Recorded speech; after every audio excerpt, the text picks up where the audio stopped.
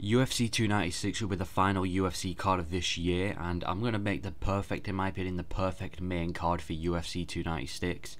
It's stacked, it's got some important fights on there, and I think this is one of the best cards we can make after a stacked UFC 295. I've already made that card if you want to go check it out, but this is, my opinion, the best UFC 296 which we can do.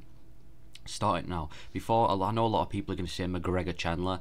I don't think it's going to be McGregor Chandler. If that fight happens, I don't see it being in this year, especially with the fact that McGregor hasn't even entered the USADA pool yet. So for the main event, not the main event, for the card opener, I'm going to go Brandon Royval versus Brandon Moreno.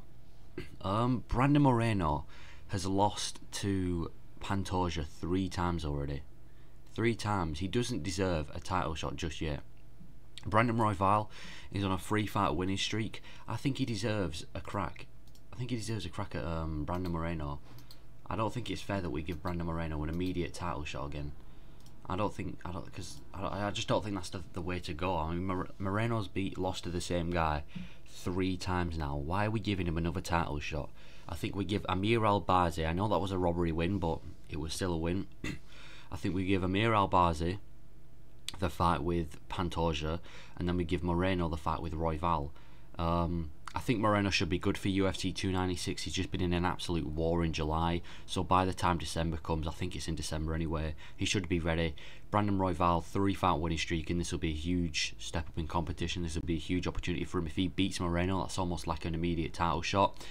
And if Moreno beats Royval, then we can stop, giving Moreno another title shot against Pantoja, but I don't think he deserves an immediate title shot. This will be a hell of a fight. We already saw how good Moreno's last fight was. What better way to open the card with Moreno and Royval? Absolute war. I think this will be the perfect card opener for UFC 296. And this will be Moreno's 3rd fight this year. Obviously, the fight with Figueiredo in Brazil at the beginning of the year. Then in the middle of the year, fights Pantoja. Then finishes it off with Brandon Royval. I think that's the perfect way to go. But yeah, that is my card opener. Then we move on to another fight, including another fight from UFC 290. Dan Hooker versus Mateusz Gamr. I think Fiziev should be given a different opponent. I know that was a really good fight, but Dan Hooker's just beaten Jalin Turner. Gamrot's most recent win was Jalin Turner. I think this is probably the best route to go. Dan Hooker should be ready to fight by the time UFC 296 comes. Like I said, he was kind of battered and bruised up, broke his wrist. He's not going to be ready for another like 2-3 pay-per-view, so hopefully by December he should be ready. And this will be a huge step up in competition. I mean, he's coming off wins over, Claudio Puelles and Jalin Turner now. And what better way? If he beats Gamrot, then he's back in the title mix. I mean, no one ever thought this would happen. Gamrot, he lost to Beneil Dariush, gets a win over Turner. Dan Hooker's a big name for him to get another win against.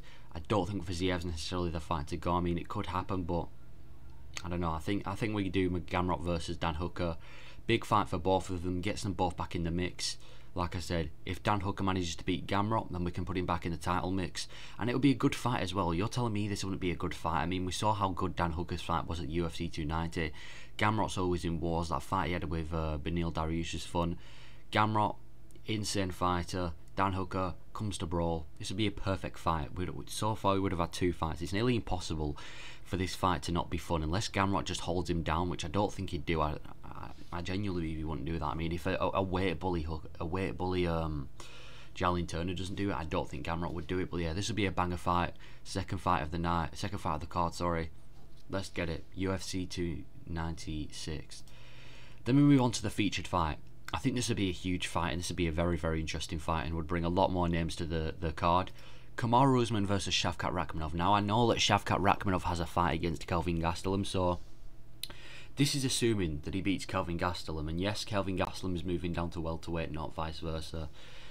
If Shavkat Rakmanov beats Kelvin Gastelum, which I think is a pretty fair thing to say, then why not do Kamaru Usman versus Shavkat?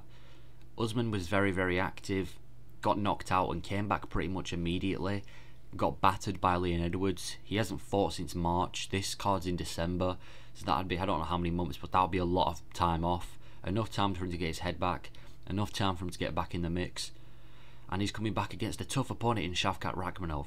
If Usman beats Shavkat Rakmanov, that kind of shows that Usman's not finished. It was just Leon Edwards was too good for him.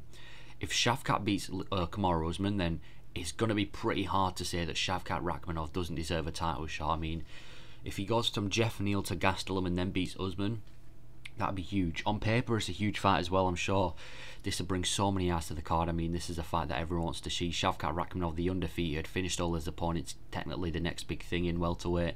And Kamaru Usman, obviously, in my opinion, the welterweight GOAT besides GSP. This is an absolutely huge fight. Could have been a title fight if Usman had the belt. One of the biggest featured fights we can make right now. Is Usman done, or is Shavkat, is Shavkat just overrated? This would be a huge fight. I think it'll be fun as well. We'd get to see how the striking of Usman versus Shavkat complements each other. And the grappling is interesting. Obviously, Usman, a very physical, draining wrestler, but Shavkat's got some of the best submissions. So, if Shavkat can finish Usman, that's huge. If Usman can stop Shavkat, then that's another huge W on his record. So, this is a big fight for both of them. Means a lot to both of them. Big name, probably going to be a great fight on a big card. I think this is perfect. Shavkat Rakmanov gets a lot of eyes on him as well. Probably it will be the biggest fight of his career. Usman obviously just lost to Edwards twice. I mean, there's not really much. Who else can Usman fight? Bilal deserves a title shot. Colby deserves a title shot. Gilbert Burns just lost. There's no one else really at welterweight to fight besides Shavkat Rakmanov if he beats Kelvin Gastelum. But yeah, huge featured fight. Then we move on to the co-main event. Now, the card so far probably won't have too much trash talk on it, so I think we need to add a little bit of trash talk on it. Now, you wouldn't think these people would, but they've had a lot of beef and a lot of talk online. I think this would be a trash talk fight. Alexander Volkanovski versus Ilia Taporia for the featherweight title. This would mean this would be Volkanovski's third fight this year. He just absolutely smoked Yair Rodriguez. Ilia Taporia is next in line for the belt, undefeated, just absolutely battered Josh Emmett. Before that, he absolutely battered Bryce Mitchell. Before that, he knocked Jai Herbert out cold. I think it was in that order anyway. But yeah, Ilia Taporia versus Volkanovski, in my opinion, is bigger than Yair versus Volkanovski because Ilia's never lost. Yair had lost to people like Holloway. Ilia's never lost, so it's kind of like the new undefeated guy. I think he'd pose some tough threats. I mean, Ilia Taporia's got great wrestling. He's really good inside the pocket. He's got some of the best boxing in featherweight. This would be a fucking huge fight. And Volkanovski, listen, they've been trash talking online. They've been trash talking even in person. This would probably add some spice to the card, so it's not just a boring, no trash talk fight. This would be insane, and it's for a featherweight title fight as well. We get to see Volkanovski defend his featherweight belt, in my opinion, one last time. And what a better person to do against Ilia Taporia. If Taporia wins this, he's just beating the pound for pound best, and Ilia Taporia goes from becomes like a huge star. If Volkanovski wins, he is now cleared out the featherweight division. There's no one else really for him to fight, and he can finally move up to lightweight. And I think this is one of the best cards we can make. We'll do it in December. UFC 295's booked. 293, everything's booked. If Volkanovski wants to fight one more time this year, I think it's got to be against Taporia, and I think it should be in December on UFC 296. But yeah, this is the next featherweight title fight, and what better place to put on here? Then we move on to the main event of the evening. Now again, this should happen. Yuri Prochazka versus the winner of Jan Blachowicz versus Alex Pereira.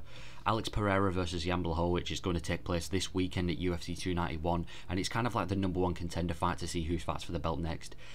And this would be an absolute banger fight.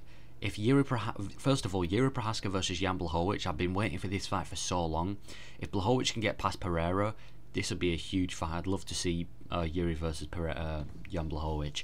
And even if it's Yuri versus Pereira, that's probably the #1 best fight we can make at light heavyweight right now. Two absolutely mauling strikers. Pereira's got more danger. Yuri's got better grappling. That'd be an absolutely huge fight. Both of these are huge fights for Yuri. He hasn't fought since last year. I don't remember when, but he hasn't fought for a year. And he can still fit a fight into 2023 right at the end against one of these two. Huge light heavyweight title fight. Obviously, Jamal Hill has vacated the belt, so he's not fighting for the belt. So he doesn't have the belt anymore. So technically, it should be Yuri fighting for the belt next, and it should be between the winner of these two. I think that's it. I think that's huge.